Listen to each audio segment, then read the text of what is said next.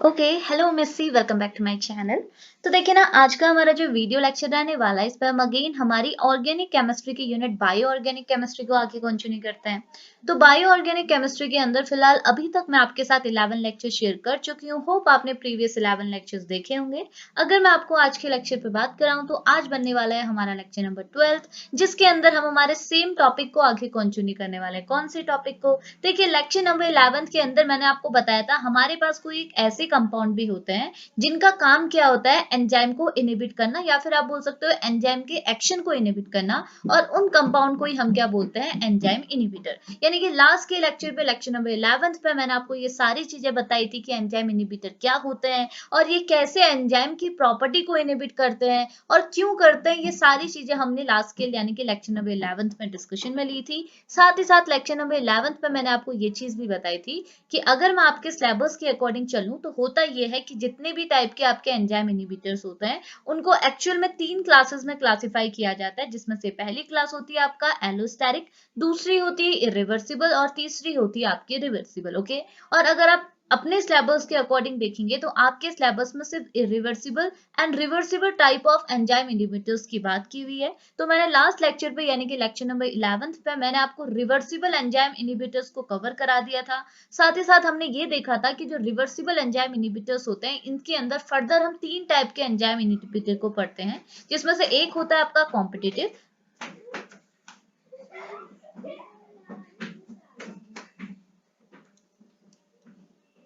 जिसमें से एक होता है हमारा कॉम्पिटिटिव, दूसरा होता है नॉन कॉम्पिटिटिव और तीसरा होता है अनकॉम्पिटिटिव। तो ये तीनों टाइप के जो आपके रिवर्सिबल एंजाइम इनहिबिटर्स हैं, इनको मैंने by theory, by reaction, by example, by mechanism सब तरीके से आपको लास्ट के लेक्चर पे बताया हुआ है। तो देखो, हमने रिवर्सिबल टाइप के एंजाइम इनहिबिटर को तो कवर कर लिया। आज हमने बात करनी है irreversible type of enzyme inhibitor. Okay. अब दोनों के बीच में डिफरेंस क्या है? मैंने जैसे आपको फर्स्ट लेक्चर पे बोला था कि रिवर्सिबल एंजाइम इनहिबिटर्स क्या होते हैं? वो इनहिबिटर जो आपके एंजाइम के साथ जुड़ते हैं। अगर आपका एंजाइम और इनहिबिटर आपस में जुड़ता है और इनके बीच में जो बॉन्ड बन रहा है, अगर वो बॉन्ड आपका नॉन कोवेलेंट है, कौन सा है? अगर वो बॉन्ड आपका नॉन कोवेलेंट है, देन उस केस में जो आपका इनहिबिटर है, समझ जाइए वो एक टाइप का आपका रिवर्सिबल इनहिबिटर है, जो हमने लास्ट लेक्चर पे पढ़ा था। ओके। लेकिन अगर एंजाइम और इनहिबिटर के बीच में जो बॉन्ड बन रहा है वो एक टाइप का कोवेलेंट बॉन्ड बन रहा है, कोवेलेंट बॉन्ड मतलब एक टाइप का स्ट्रॉन्ग बॉन्ड बन रहा है, तो समझ जाइए ये जो आपका इनहिबिटर है वो आपका कौन सा इनहिबिटर होगा? इरिवर्सिबल इनहिबिटर होगा। तो आज हमने इसी इरिवर्सिबल इनहिबिटर के बारे में डिस्कशन लेना है। ओके। अगर आप इरिवर्सिबल इनहिबिटर पढ़ रहे हैं तो होप आपने पहले रिवर्सिबल देखा होगा, तभी आपको बहुत बढ़िया तरीके से कॉन्सेप्ट समझ में आएगा।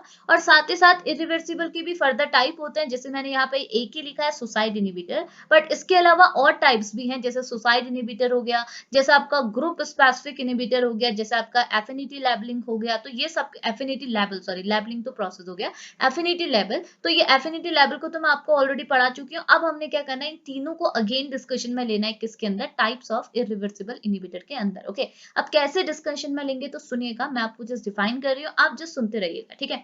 अब पॉइंट आपने एग्जाम में क्या लिखना है, जैसे आप इरिवर्सिबल इनहिबिटर रखोगे तो आप उसमें क्या पॉइंट लिखोगे, ठीक है। तो फर्स्ट पॉइंट तो कॉमन है, ये बोल रहा है irreversible enzyme inhibitor is a type of enzyme inhibitor in which inhibitor molecule permanently bind to the enzyme through a covalent interaction। इसका मतलब क्या हुआ? देखिए, ये बोल रहा है irreversible enzyme inhibitors भी क्या है? एक टाइप के आपके enzyme inhibitor ही हैं, लेकिन इनकी खासियत क्या है? इनकी खासियत ये है कि ये inhibitor molecule जब भी आपके एंजाइम की एक्टिव साइट से जुड़ेंगे तो कौन से बॉन्ड के थ्रू जुड़ेंगे? कोवेलेंट इंटरेक्शन के थ्रू जुड़ेंगे। और हमको पता है कोवेलेंट इंटरेक्शन क्या होता है? एक टाइप का स्ट्रॉन्ग इंटरेक्शन होता है। और अगर बॉन्ड अगर आपका स्ट्रॉन्ग है तो बॉन्ड तो आपका टूटेगा नहीं, अगर टूटेगा नहीं तो हम समझते हैं बॉन्ड आपका क्या होगा? परमानेंट होगा। तो वही चीज लिखा है कि ऐसे एंजाइम इनहिबिटर जो आपके एंजाइम की एक्टिव साइट से तो जुड़ते हैं, लेकिन कैसे जुड़ते हैं? परमानेंटली जुड़ते हैं, ठीक है, परमानेंटली जुड़ते हैं। और कौन से बॉन्ड के साथ जुड़ते हैं? कोवेलेंट इंटरेक्शन के साथ जुड़ते हैं। तो ऐसे इनहिबिटर्स को ही हम क्या बोलते हैं? Irreversible enzyme inhibitor. ओके। अब इन्हें इरिवर्सिबल क्यों बोलते हैं उसका रीजन भी मैंने आपको बताया था। देखिए, अगर आपका एंजाइम और आपका इनहिबिटर अगर एक दूसरे के साथ जुड़ गए और कौन से बॉन्ड के साथ जुड़े? नॉन कोवेलेंट बॉन्ड के साथ जुड़े, तो आपको पता है नॉन कोवेलेंट बॉन्ड मतलब क्या हुआ? Weaker bond. अगर बॉन्ड वीकर है तो ऑब्वियस सी बात है बॉन्ड आपका जाएगा टूट,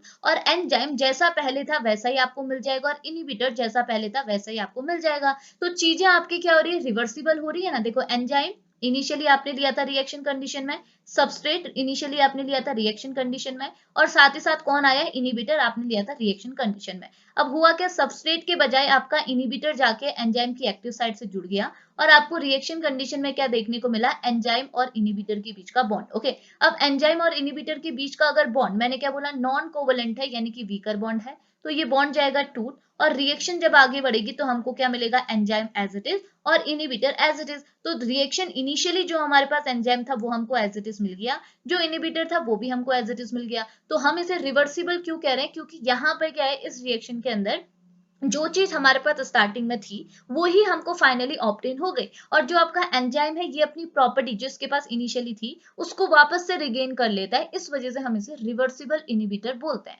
लेकिन अगर आप दूसरे केस पे जाएंगे कि अगर एंजाइम और इनिबिटर के बीच में अगर ये जो बॉन्ड है वो कोवलेंट बॉन्ड हो गया, यानी कि स्ट्रॉन्ग बॉन्ड हो गया, जैसे अभी मैंने नीचे बोला, तो ऑब्वियस सी बात है ये बॉन्ड आपका टूटेगा नहीं। देखो ये बॉन्ड आपका नहीं टूटेगा, अगर ये बॉन्ड आपका टूटेगा नहीं तो क्या बताइए, आप फर्दर रिएक्शन देख पाएंगे, ऑब्वियस सी बात है नहीं देख पाएंगे। क्यों, क्योंकि एंजाइम और इनिबिटर आपस में जुड़ गए और ये कॉम्प्लेक्स का फॉर्मेशन करेंगे, और ये बॉन्ड अगर स्ट्रॉन्ग हो गया तो ये बॉन्ड आपका टूटेगा ही नहीं। अगर ये बॉन्ड टूटेगा नहीं तो रिएक्शन आगे बढ़ेगी नहीं, और यहीं पे आपके रिएक्शन स्टॉप हो जाएगी। अब कुछ हमको रिवर्सिबिलिटी वाली चीज दिख रही है, वापस से आपको एंजाइम ऑब्टेन हो रहा है, नहीं हो रहा है, तो इस वजह से हम इसे क्या बोलते हैं, इरिवर्सिबल एंजाइम इनिबिटर्स। और हम यहाँ पे सिंपली ऐसा बोल सकते हो कि आपका यहाँ पे जो एंजाइम था उसे आप रिगेन नहीं कर पा रहे, वापस से आपको वो नहीं मिल रहा, इस वजह से ये बन जाता है इरिवर्सिबल एंजाइम इनिबिटर। तो इसी चीज को इसने पहले पॉइंट पर लिखा हुआ है, ठीक है। अब सेकंड पॉइंट आपको क्या बोल रहा है, सेकेंडली ये बोल रहा है कि irreversible enzyme inhibition is a second type of enzyme inhibition with the permanent inhibitory.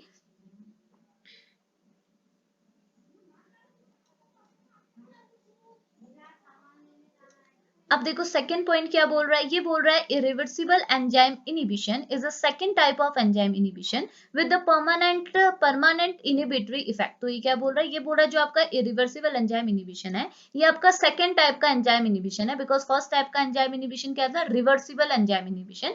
तो इरिवर्सिबल आपका सेकंड टाइप का एंजाइम इनिबिशन है, जिसमें जो आपका इनिबिटर होता है वो आपको परमानेंट इफेक्ट दिखाता है। परमानेंट इफेक्ट दिखाता है मतलब कि इनिबिटर अगर आपके एंजाइम के साथ जुड़ गया तो वो परमानेंटली जुड़ेगा, ऐसा नहीं कि थोड़े टाइम बाद आपका इनिबिटर और एंजाइम एक दूसरे से अलग हो जा रहे हैं और आपको एंजाइम एज इट इज मिल जा रहा है। ऐसा इस केस में नहीं होता। ऐसा किस केस में होता था, जब हम लोग रिवर्सिबल की बात करते थे। क्लियर हुआ। आगे क्या लिखा हुआ अब सुनेगा। अब ये बता रहा है कि यहाँ पे कोवेलेंट बॉन्ड कैसे बना, देखिए हमने यहाँ पे बोला ना कि हमारे पास यहाँ पे इरिवर्सिबल के केस में कोवेलेंट बॉन्ड बनता है, स्ट्रॉन्ग बॉन्ड बनता है। अब ये कोवेलेंट बॉन्ड कैसे बनता है मैंने आपको 3 लेक्चर पे बता दिया, उसी को यहाँ पे आगे बताया हुआ है। सुनिएगा ये क्या बोल रहा है, ये बोल रहा है the main significant feature of a irreversible enzyme inhibitor is that they covalently bind with the amino acid residue of the active site of enzyme. इसका मतलब क्या हुआ, देखो हमने ये चीज बताई थी कि आपके जो एंजाइम होते हैं इनके सरफेस में क्या होती है, ये कैविटी यानी कि ये होती है एक्टिव साइट, और इन एक्टिव साइट में क्या होता है, अमीनो एसिड रेसिड्यू प्रेजेंट होते हैं। तो जब भी आपका कोई इनिबिटर इस एंजाइम की एक्टिव साइट से अप्रोच करता है, तो इनिशियली जब आपका इनिबिटर एंजाइम की एक्टिव साइट से अप्रोच करता है तो यहाँ पे जो बॉन्ड बनता है वो हमेशा क्या बनता है, इनिशियली नॉन कोवेलेंट बॉन्ड बनता है। ओके, लेकिन फिर धीरे धीरे क्या होता है, आपका जो इनिबिटर है ये देखता है कि एंजाइम की एक्टिव साइट में क्या प्रेजेंट है, आपके अमीनो एसिड रेसिड्यू प्रेजेंट है। तो आपका जो इनिबिटर है वो इन अमीनो एसिड रेसिड्यू के साथ डिफरेंट टाइप के रिएक्शंस करता है, और डिफरेंट टाइप के रिएक्शंस की वजह से हमको क्या मिलता है कि ये इनिबिटर आपके एंजाइम की एक्टिव साइट के सरफेस पर जो अमीनो एसिड रेसिड्यू प्रेजेंट है इनके साथ एक नए बॉन्ड का फॉर्मेशन करता है, और ये बॉन्ड आपका क्या होता है, कोवेलेंट बॉन्ड होता है। क्लियर हुआ। तो ये कोवेलेंट बॉन्ड कैसे फॉर्म हुआ है मैंने अब आपको बता दिया। सिंपल सी बात है, आपका जो एंजाइम है एंजाइम के सरफेस में क्या है, एक्टिव साइट है, एक्टिव साइट के सरफेस में क्या प्रेजेंट होते हैं, अमीनो एसिड रेसिड्यू प्रेजेंट होते हैं। तो जब भी आपका एंजाइम, जो आपका कैसा एंजाइम है, इरिवर्सिबल एंजाइम है, तो ये जैसे आपके एंजाइम की सरफेस में यानी कि एक्टिव साइट को अप्रोच करता है तो इनिशियली तो बॉन्ड आपका नॉन कोवेलेंट होता है, लेकिन उसके बाद आपका जो एंजाइम इनिबिटर है वो एंजाइम के सरफेस में जो ये अमीनो एसिड रेसिड्यू प्रेजेंट है इनके साथ भी क्या करता है, बॉन्डिंग करता है। और ये बॉन्डिंग कैसी होती है, कोवेलेंट बॉन्डिंग होती है, और इसी बॉन्डिंग की वजह से हम इस टाइप के एंजाइम इनिबिशन को क्या बोलते हैं, इरिवर्सिबल एंजाइम इनिबिशन बोलते हैं। लेकिन इससे पहले वाले लेक्चर पे जब मैंने रिवर्सिबल की बात की थी तो मैंने आपको रिवर्सिबल के केस में क्या बताया था, कि आपके जो इनिबिटर होते हैं वो एक्टिव साइट से बॉन्ड करते हैं, जो कि नॉन कोवलेंट बॉन्ड होता है, वो तो ठीक है, लेकिन आपके जो इनिबिटर है वो अमीनो एसिड रेसिड्यू से बॉन्डिंग नहीं करता है। और अगर इनके बीच में बॉन्डिंग ही नहीं होगी, इनके बीच में रिएक्शन ही नहीं होगा, तो कोवलेंट बॉन्ड का फॉर्मेशन नहीं होगा। कोवलेंट बॉन्ड का फॉर्मेशन नहीं होगा तो ये बॉन्ड आपका वीकर ही रह जाएगा, और अगर बॉन्ड आपका वीकर है तो बॉन्ड जाएगा टूट, और हमको रिएक्शन के बाद हमारा एंजाइम और हमारा इनिबिटर एज इट इज मिल जाएंगे, जिस वजह से ये क्या बन जाएंगे, रिवर्सिबल एंजाइम इनिबिटर। क्लियर हुआ? अगर आपने देखो लास्ट का लेक्चर देखा है तो डेफिनेटली बोल सकती हूँ आपको क्लियर हो रही होगी चीजें, ठीक है। अब आगे क्या लिखा है सुनिएगा, ये बोल रहा है this type of inhibitors bear a reactive functional group. अब ये जो इनिबिटर होते हैं जो कि आपके पर्टिकुलरली इरिवर्सिबल एंजाइम इनिबिटर है, तो ये बोल रहा है जो आपके इरिवर्सिबल एंजाइम इनिबिटर है ये अपने सरफेस में रिएक्टिव फंक्शनल ग्रुप को कैरी करे होते हैं। और वो रिएक्टिव फंक्शनल ग्रुप क्या है, जैसे लिखा है nitrogen mustard, aldehyde, halo alkene, alkene, Michaels acceptors हो गया, फिनाइल सल्फोनेट हो गया, ये सारे के सारे क्या है, एक टाइप के आपके रिएक्टिव फंक्शनल ग्रुप हैं जो कि कहाँ प्रेजेंट होते हैं, आपके इनिबिटर्स के सरफेस में प्रेजेंट होते हैं। ओके, आगे क्या लिखा हुआ है, ये बोल रहा है significantly the reactive groups are the nucleophile and they form a covalent adduct with the amino acid side chain on the active side. तो वही चीज है, ये बोल रहा है आपका देखो ये जो आपका इनिबिटर है, इन इनिबिटर्स के सरफेस पे क्या है, ये सारे ग्रुप्स प्रेजेंट है, ये जो रिएक्टिव फंक्शनल ग्रुप्स हैं बोला ये प्रेजेंट रहते हैं, जो कि किसकी तरह काम करते हैं, न्यूक्लियोफाइल की तरह काम करते हैं। अब दूसरे साइड एक साइड हमारे पास क्या है, आपका इनिबिटर है, और दूसरे साइड हमारे पास क्या है, हमारा एंजाइम। और एंजाइम के सरफेस पे जैसे मैंने बोला एंजाइम है, एंजाइम के सरफेस पे एक्टिव क्या है, कैविटी है जिसे हम बोलते हैं एक्टिव साइट, और एक्टिव साइट में क्या प्रेजेंट है, अमीनो एसिड रेसिड्यू प्रेजेंट है। तो ये बोला ये जो अमीनो एसिड रेसिड्यू है और इनिबिटर के सरफेस में जो ये न्यूक्लियोफाइल ग्रुप, ये जो functional group, reactive functional group present है, इनके बीच में क्या होती है, बॉन्डिंग होती है। और इसी बॉन्डिंग को, ये जो बॉन्डिंग होती है, ये बॉन्डिंग ही आपकी क्या होती है, कोवलेंट बॉन्डिंग। और इसी कोवलेंट बॉन्डिंग की वजह से एंजाइम और इनिबिटर के बीच में जो लिंकेज होता है वो एक टाइप का स्ट्रॉन्ग लिंकेज हो जाता है, जो कि आसानी से ब्रेक डाउन नहीं हो पाता। और ब्रेक डाउन नहीं हो पाने की वजह से आपका जो ये इनिबिटर है ये एंजाइम के फंक्शन को क्या कर देता है, रोक देता है, यानी कि एंजाइम को रेट ऑफ रिएक्शन बढ़ाने के लिए बढ़ाने से क्या करता है, रोकता है, और रिएक्शन आगे जाने से पहले ही क्या हो जाती है, स्टॉप हो जाती है। इसी वजह से हम इसे क्या बोलते हैं, इरिवर्सिबल एंजाइम इनिबिटर। इतनी चीज क्लियर आई? तो सिंपल सी बात थी आपके इरिवर्सिबल एंजाइम इनिबिटर की। तो देखो अगर आपने प्रीवियस लेक्चर देखा है तो मैं बोल सकती हूँ आपको ये चीज क्लियर आया होगा, ठीक है। अब देखो, अब हम बात कर लेते हैं इनके टाइप्स पे। तो जैसे मैंने आपको पहले बोला, तीन टाइप हमने यहाँ पे पढ़ने हैं। पहला है आपका ग्रुप स्पेसिफिक रिएजेंट, दूसरा है आपका एफिनिटी लेवल, और तीसरा है आपका सुसाइड इनिबिटर। ओके, अब ये क्या होते हैं इनको हम एक बार सुनते हैं। तो पहला आपका क्या है, group specific reagent. Group specific reagent भी क्या होते हैं, एक टाइप के इरिवर्सिबल इनिबिटर्स होते हैं। ओके, अब ये होते क्या है, इनके लिए आप क्या लिखेंगे थ्योरी पे, तो सुनिएगा, इस पे लिखा हुआ है group specific reagent are the enzyme inhibitor that can covalently bonded to a particular amino acid residue on the enzyme and irreversibly modified it। इसका मतलब क्या हुआ, ये बोल रहे ग्रुप स्पेसिफिक रिएजेंट भी क्या है, एक टाइप के आपके एंजाइम इनिबिटर है, और पर्टिकुलरली इरिवर्सिबल एंजाइम इनिबिटर है, जो कि क्या करते हैं, इनको अगर ये इन रिएजेंट के सामने अगर कोई वो आ जाता है, क्या एंजाइम आ जाता है, तो ये क्या करते हैं, इस एंजाइम की एक्टिव साइट में जो अमीनो एसिड रेसिड्यू प्रेजेंट है, इन अमीनो एसिड रेसिड्यू के साथ क्या करते हैं, बाइंड करते हैं। और कौन सी बॉन्ड के थ्रू करते हैं, बाय कोवेलेंट बॉन्ड के थ्रू करते हैं। बस इतनी सी बात है। ओके, अब आगे क्या लिखा हुआ है, ये बोल रहा है it is a less specific compare to a affinity level and suicide inhibitor. तो ये बोल रहा है ये क्या होते हैं, थोड़े कम स्पेसिफिक होते हैं, किसके कंपेयर में, बाकी के दो टाइप के इरिवर्सिबल इनिबिटर के कंपेयर में, जिसमें पहला है आपका एफिनिटी लेवल एंड दूसरा है आपका सुसाइड इनिबिटर। ओके, अब एफिनिटी लेवल को तो हमने सेपरेटली भी पढ़ा हुआ है, क्योंकि ये आपका सेपरेट टॉपिक भी सिलेबस पे दिया हुआ है। तो यहाँ पे वही चीज लिखी हुई है, ये बोल रहा है ये जो आपका ग्रुप स्पेसिफिक रीजेंट है ये थोड़ा कम स्पेसिफिक है कंपेयर टू आपका किससे, एफिनिटी लेवल और सुसाइड इनिबिटर से। और it react with the side chain of amino acid. ये क्या करती है, आपका जो ये एंजाइम है, एंजाइम के सरफेस पे जो एक्टिव साइड है, एक्टिव साइड के सरफेस पे जो आपके अमीनो एसिड रेसिड्यू प्रेजेंट होती हैं, इनकी चेन से, इनके साइड चेन से क्या करता है, रिएक्ट करता है, बाइंड करता है। कौन सी बॉन्ड से करता है, कोवेलेंट बॉन्ड से करता है। ओके, अब इसके एग्जांपल्स पे अगर हम लोग बात करें तो एग्जांपल पे ये बोल रहा है कि डीआईपीएफ, डीआईपीएफ मतलब डाई डाई आइसोप्रोपाइल फॉस्फोफ्लोराइडेट। तो ये आपका किया है डीआईपीएफ, और दूसरा है आपका आइडोएसिटामाइड। ये दोनों ही आपके किसके एग्जाम्पल है, ग्रुप स्पेसिफिक रिएजेंट के एग्जाम्पल है, जो कि क्या करते हैं, सर्टेन टाइप के स्पेसिफिक जो आपके एंजाइम्स रहते हैं, एंजाइम्स के जो सर्टेन अमीनो एसिड्स रहते हैं, इनकी साइड चेन से ये अप्रोच करता है बाय कोवेलेंट बॉन्ड, और वहां पे जाके ये क्या है, particular and irreversible enzyme inhibitor की तरह वर्क करते हैं। क्लियर हुआ ना। अब दूसरा क्या है, दूसरा एग्जाम्पल आपको पता है एफिनिटी लेवल। एफिनिटी लेवल क्या करता है, एफिनिटी लेवल का भी सेम चीज है। ये बोल रहा है एफिनिटी लेवल जो होता है, जिसे आप रिएक्टिव सबस्ट्रेट एनालॉग भी कहते हैं। रिएक्टिव सबस्ट्रेट एनालॉग क्यों कहते हैं, मैंने जैसे आपको पहले ही बोला था कि सपोज कीजिए यहाँ पे आपके पास क्या है, एंजाइम है, एंजाइम की, और ये जो ब्लैक वाली क्या है, एंजाइम के ऊपर कैविटी लगी है, जिसे आप बोलते हैं एंजाइम की एक्टिव साइड। ओके, अब हमको अगर रिएक्शन करानी है तो रिएक्शन में हमको क्या चाहिए, एक सबस्ट्रेट चाहिए, और दूसरा क्या है, हम एक नॉर्मल रिएक्शन तो नहीं करा रहे, हम एक ऐसी रिएक्शन करा रहे हैं जहां पे हमारे पास क्या है, इनिबिटर भी है।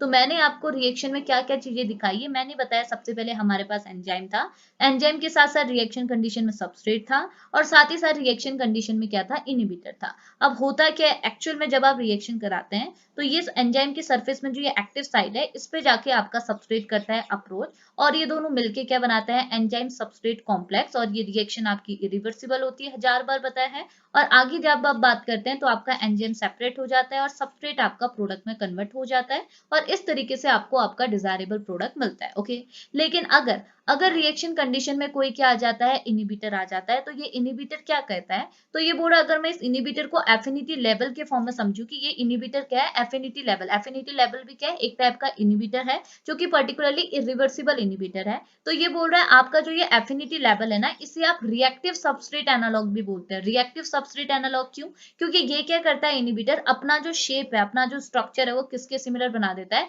सबस्ट्रेट के सिमिलर बना देता है, ताकि आपका जो एंजाइम है, एंजाइम की जो एक्टिव साइट है, वो कंफ्यूज हो जाए सबस्ट्रेट और इनिबिटर से, मतलब कि कौन सा सबस्ट्रेट है, कौन सा इनिबिटर है। और इनिबिटर अगर सबस्ट्रेट की कैरेक्टरिस्टिक शो कर रहा है, तो इनिबिटर को भी चांस मिल सकता है कि ये एंजाइम की एक्टिव साइट से बाइंड करे, और अगर एंजाइम इनिबिटर की एक्टिव साइट से बाइंड करेगा, तो एंजाइम सबस्ट्रेट कॉम्प्लेक्स के बजाय हमको एंजाइम इनिबिटर कॉम्प्लेक्स मिलेगा। और एंजाइम इनिबिटर कॉम्प्लेक्स में हमने जैसे बोला कि ये बॉन्ड आपका कौन सा बॉन्ड होगा, एक टाइप का कोवेलेंट बॉन्ड होगा, क्योंकि इनिबिटर हमारा कौन सा है, एक टाइप का इरिवर्सिबल इनिबिटर है। इरिवर्सिबल इनिबिटर जब भी होगा, तो ये जो बॉन्ड होगा एंजाइम और इनिबिटर के बीच का, वो एक टाइप का कोवेलेंट बॉन्ड, या फिर आप बोल सकते हो एक टाइप का स्ट्रॉन्ग बॉन्ड होगा। और अगर ये बॉन्ड आपका स्ट्रॉन्ग है, तो बॉन्ड टूट नहीं पाएगा, और यहीं पे हमारी रिएक्शन खत्म हो जाएगी, एंजाइम ना बाहर आ पाएगा। एंजाइम का देखो, एंजाइम का एक्शन तो रुक गया ना। एंजाइम क्या काम कर रहा था, रेट ऑफ रिएक्शन को बढ़ाने का काम कर रहा था। कैसे कर रहा था, ये देखो, देखो ये चीज समझ में आ रही है ना, कैसे कर रहा था एक्चुअल में। रीजन क्या बनता है कि जब भी आपका एंजाइम सबस्ट्रेट के साथ कंबाइन करता है, तो सबस्ट्रेट के साथ कंबाइन करने से ये क्या बन रहा है, एक इंटरमीडिएट बन रहा है। और मैंने जैसे ये चीज आपको पहले ही बताई थी कि नॉर्मली जो भी इंटरमीडिएट होते हैं, इन सारे इंटरमीडिएट के लिए एनर्जी की वैल्यू क्या होती है, बहुत ज्यादा होती है, जिसकी वजह से एक्टिवेशन एनर्जी की वैल्यू भी ज्यादा होती है। लेकिन जब भी आपका एंजाइम किसी सबस्ट्रेट के साथ जुड़ के इंटरमीडिएट बनाता है, तो इस पर्टिकुलर केस में इंटरमीडिएट की जो एनर्जी होती है, वो नॉर्मल, अगर ये रिएक्शन आपका, यही रिएक्शन बिना किसके साथ चल रही है, एंजाइम की प्रेजेंस में चल रही है, और इसी रिएक्शन को आपने दूसरे तरीके से किया जहां पे आपने एंजाइम की प्रेजेंस ली। तो जब आप एंजाइम की एब्सेंस में रिएक्शन कराएंगे, तो उस केस में भी तो इंटरमीडिएट बनेगा। कोई भी ऐसी रिएक्शन नहीं होती जो डायरेक्टली रिएक्टेंट से प्रोडक्ट में कन्वर्ट हो जाती है। हमेशा रिएक्शन में सबसे पहले रिएक्टेंट मॉलिक्यूल आता है, देन इंटरमीडिएट आता है, देन आपका क्या आता है, प्रोडक्ट आता है, ना कि रिएक्टेंट से डायरेक्ट प्रोडक्ट। तो जब भी आप रिएक्शन कराएंगे in the absence of enzyme, तो भी आपका इंटरमीडिएट बनेगा, बट ये इंटरमीडिएट की एनर्जी क्या होगी, काफी हाई होगी। और इंटरमीडिएट की एनर्जी अगर हाई है, तो एक्टिवेशन एनर्जी की वैल्यू भी क्या होगी, हाई होगी। लेकिन अगर आप रिएक्शन में एंजाइम की प्रेजेंस देते हैं, तो एंजाइम क्या करता है, ये इंटरमीडिएट की जो ये स्टेट बनी है, इसके लिए एनर्जी की वैल्यू कम करता है। एनर्जी की वैल्यू कम होगी, तो एक्टिवेशन एनर्जी भी कम हो जाएगी। और मैंने आगे के लेक्चर पे आपको बाय ग्राफिकल रिप्रेजेंटेशन बताया है कि जब एक्टिवेशन एनर्जी कम हो जाएगी, तो रिएक्शन क्या हो जाएगा, बढ़ जाएगा। तो रेट ऑफ रिएक्शन बढ़ाने का काम ही तो इस एंजाइम का था। लेकिन अगर आपके रिएक्शन कंडीशन में क्या है, इनिबिटर घुस जाता है, तो ये इनिबिटर एंजाइम के साथ जुड़ जा रहा है, सबस्ट्रेट को तो जुड़ने नहीं दे रहा। और जैसे इनिबिटर एंजाइम के साथ जुड़ रहा है, और कौन से बॉन्ड से जुड़ रहा है, कोवेलेंट बॉन्ड से जुड़ रहा है, जो कि एक टाइप का स्ट्रॉन्ग बॉन्ड है। तो यहाँ से क्या है, इस बॉन्ड के थ्रू आपका एंजाइम क्या है, फ्री भी नहीं हो पा रहा। अगर एंजाइम आपका फ्री नहीं हो पा रहा है, तो ये सबस्ट्रेट के साथ बाइंड नहीं कर पाएगा। अगर ये सबस्ट्रेट के साथ बाइंड करेगा नहीं, तो रेट ऑफ रिएक्शन बढ़ेगी नहीं, या जो रेट ऑफ रिएक्शन घटने लगेगी, या जो रिएक्शन आपकी पूरी तरह से क्या हो जाएगी, स्टॉप हो जाएगी। क्लियर हुआ। तो ये फंडा चलता है हर चीज के पीछे, ठीक है। अब देखो देखो यहाँ पे थ्योरी पे क्या लिखा हुआ है, ये बोल एफिनिटी लेवल, जिसे आप रिएक्टिव सबस्ट्रेट एनालॉग भी बोल रहे हैं, are more particular than the group specific reagent since they are structurally identical to the substrate that can covalently binding to the active site। क्या बोल रहा है, देखो ये बोल रहा है आपका जो एफिनिटी लेवल है, जैसे मैंने नीचे बोला कि ये एफिनिटी लेवल, ये जो आपके इनिबिटर होते हैं, ये एक्चुअल में करते क्या है, ये अपने स्ट्रक्चर को किसके सिमिलर कर देते हैं, आपके सबस्ट्रेट के सिमिलर कर देते हैं। बिकॉज सारे एंजाइम, मैम को पहले पता है एंजाइम आपके स्पेसिफिक होते हैं, इनके लिए इस अपने स्पेसिफिक क्या होते हैं, सबस्ट्रेट होते हैं। कोई स्पेसिफिक सबस्ट्रेट होगा जो स्पेसिफिक एंजाइम के साथ एक्ट कर रहा होगा। तो आपके जो ये इनिबिटर है, ये जो आपके एफिनिटी लेवल इनिबिटर है, ये अपने स्ट्रक्चर को क्या कर देते हैं, सबस्ट्रेट के सिमिलर कर देते हैं, और सबस्ट्रेट के ही फंक्शन को क्या करते हैं, मिमिक करते हैं, ताकि एंजाइम की जो एक्टिव साइट है वो कंफ्यूज हो जाए कि एक्चुअल सबस्ट्रेट कौन सा है, और इनिबिटर को चांस मिल जाए इस एक्टिव साइट में बैठने का। तो वही चीज लिखा हुआ है कि यहाँ पे आपका जो ग्रुप स्पेसिफिक रीजेंट होते हैं, इनसे ज्यादा स्पेसिफिक आपके कौन होते हैं, एफिनिटी लेवल्स होते हैं। क्यों होते हैं, बिकॉज एफिनिटी लेवल्स के जो स्ट्रक्चर्स होते हैं, ये किसके सिमिलर होते हैं, सबस्ट्रेट के स्ट्रक्चर के सिमिलर होते हैं, और सबस्ट्रेट के स्ट्रक्चर के सिमिलर होने की वजह से एक्टिव साइट, जैसे मैंने बोला, कंफ्यूज हो जाएगी, और आपका जो इनिबिटर है ये क्या कर सकता है, बाय मिस्टेक आपके एंजाइम की एक्टिव साइट पर जाके बाइंड कर सकता है, और कौन से बॉन्ड के थ्रू कर सकता है, बाय कोवेलेंट बॉन्ड के थ्रू कर सकता है। ओके, और इसे रिएक्टिव सबस्ट्रेट एनालॉग इसलिए कह रहे हैं बिकॉज इसका जो स्ट्रक्चर है वो आपके इनिबिटर का जो स्ट्रक्चर है वो आपके सबस्ट्रेट के सिमिलर होता है। ओके, तो देखो एग्जाम्पल के लिए यहाँ पे क्या दिया है, एग्जाम्पल के लिए दिया है टीपीसीके। तो ये टीपीसीके जो है ना, ये आपका क्या है, एक टाइप का अफिनिटी लेवल है, उसका एग्जाम्पल आपको दिया हुआ है। ठीक है, ये आपका क्या है, एक टाइप का इनिबिटर है। तो ये क्या करता है, ये अपना स्ट्रक्चर किसके सिमिलर बना देता है, काइमोट्रिप्सिन के सिमिलर बना देता है, जो कि आपका सबस्ट्रेट है, और क्या करता है, आपके एंजाइम की एक्टिव साइट से जुड़ जाता है, और एक्टिव साइट से जुड़ने के बाद क्या करता है, एंजाइम को इनिबिट करता है। कैसे इनिबिट करता है, ये देखता है कि एंजाइम के सरफेस पे जो आपके अमीनो एसिड रेसिड्यू प्रेजेंट है, जैसे यहाँ पर को लिखा है हिस्टाडाइन, हिस्टाडाइन अमीनो एसिड रेसिड्यू जो है, इसके साथ आपका क्या करेगा, आपका जो ये टीपीसीके आपका जो इनिबिटर है, ये अप्रोच करेगा और बना लेगा कोवेलेंट बॉन्ड। कोवेलेंट बॉन्ड बनाने की वजह से क्या होगा, जैसे मैंने बोल दिया कि इन दोनों के बीच में कोवेलेंट बॉन्ड बन गया, तो स्ट्रॉन्ग बॉन्ड बन गया। अब आपका ना एंजाइम फ्री होगा ना इनिबिटर फ्री होगा, तो एंजाइम अपने फंक्शन को परफॉर्म नहीं कर पाएगा, तो हम बोल सकते हैं इस केस में भी क्या होगा, एंजाइम इनिबिट हो जाएगा। तो ये चीज आपने यहाँ पर लिखनी है एफिनिटी लेवल के अंदर। ओके, अब लास्टली आपका सुसाइड इनिबिटर। सुसाइड इनिबिटर्स क्या होते हैं, तो देखो ये बोल रहा है suicide inhibitor is also known as a suicide inactivation and the mechanism based inhibitor is a irreversible form of enzyme inhibition that occur when an enzyme bind to a substrate analog and form a irreversible complex with it through a covalent bond during a normal catalysis reaction। तो देखो बिल्कुल same चीज बोल रहा है कि जैसे आपके ऊपर वाले इनिबिटर्स थे, वही चीज ये भी कर रहा है। ये आपके जो आपका एंजाइम कॉम्प्लेक्स है, एंजाइम सबस्ट्रेट कॉम्प्लेक्स जो है, उसके साथ अप्रोच कर रहा है, वहां जो एक्टिव साइड है उसके साथ अप्रोच कर रहा है, और अब तो देखो ये भी सेम चीज कर रहा है। ये भी क्या कर रहा है, आपके जो एंजाइम है, एंजाइम के सरफेस में जो एक्टिव साइड है, उन एक्टिव साइड के साथ क्या कर दे रहा है, बाइंड कर दे रहा है, और कौन से बॉन्ड के साथ कर रहा है, कोवेलेंट बॉन्ड के साथ कर रहा है। और कोवेलेंट बॉन्ड के साथ अगर करेगा तो ये कोवेलेंट बॉन्ड टूटेगा नहीं, एंजाइम आपका फ्री नहीं होगा इनिबिटर से, और अगर एंजाइम फ्री नहीं होगा तो एंजाइम क्या हो जाएगा, डीएक्टिवेट हो जाएगा, अपनी प्रॉपर्टी को खो देगा। अब सुसाइड इनिबिटर के एग्जाम्पल में यहाँ पर क्या लिखा हुआ है, एस्प्रिन। जैसे आपका एस्प्रिन है, ये एक टाइप का क्या है, आपका सुसाइड इनिबिटर है। ये लिखा है विच इनिबिट द साइक्लोऑक्सीजेंस 1 and 2 एंजाइम। तो यहाँ पे आपको एंजाइम का नाम भी दिया है, यहाँ पे आपको इनिबिटर का नाम भी दिया है। ये जो एस्प्रिन आपका इनिबिटर है, ये पर्टिकुलरली कैसा इनिबिटर है, सुसाइड इनिबिटर है। ओके, तो बस देखो इसमें ज्यादा कुछ बताने की जरूरत है भी नहीं। इसके अंदर जस्ट आपको रीजन याद रखना है कि क्या आपके रिवर्सिबल इनिबिटर होते हैं, क्या आपके रिवर्सिबल इनिबिटर होता है, और कैसे, क्योंकि अगर जो आपकी इरिवर्सिबल इनिबिटर है वो अगर आपके किसी एंजाइम के साथ जुड़ जाते हैं, तो वो कैसे एंजाइम के साथ जुड़ने की वजह से एंजाइम को इनिबिट करते हैं, और कैसे पूरी प्रोसेस चलती है। तो मैंने बता दिया, एंजाइम के साथ अगर आपका इनिबिटर जुड़ गया तो एंजाइम को फ्री नहीं करेगा, एंजाइम फ्री नहीं होगा तो सबस्ट्रेट के साथ जुड़ेगा नहीं, सबस्ट्रेट के साथ जुड़ेगा नहीं तो इंटरमीडिएट की एनर्जी कम होगी नहीं, इंटरमीडिएट की एनर्जी कम नहीं होगी तो एक्टिवेशन एनर्जी कम नहीं होगी, ना रेट ऑफ रिएक्शन बढ़ेगा। तो पूरा पीछे का प्रोसीजर क्या है, कुछ इस टाइप का ही है। तो होप आपके लिए लेक्चर हेल्पफुल रहा होगा, इतनी चीजें आपको समझ में आई होंगी। तो अभी इस लेक्चर को हम यहीं पे फिनिश करते हैं, मिलेंगे हम नेक्स्ट लेक्चर पे। अगर लेक्चर पसंद आया होगा, लेक्चर हेल्पफुल रहा हो, तो लेक्चर को लाइक करते हुए जाइएगा, और चैनल पर नए होंगे तो चैनल को सब्सक्राइब भी कर लीजिएगा। तब तक के लिए बाय बाय।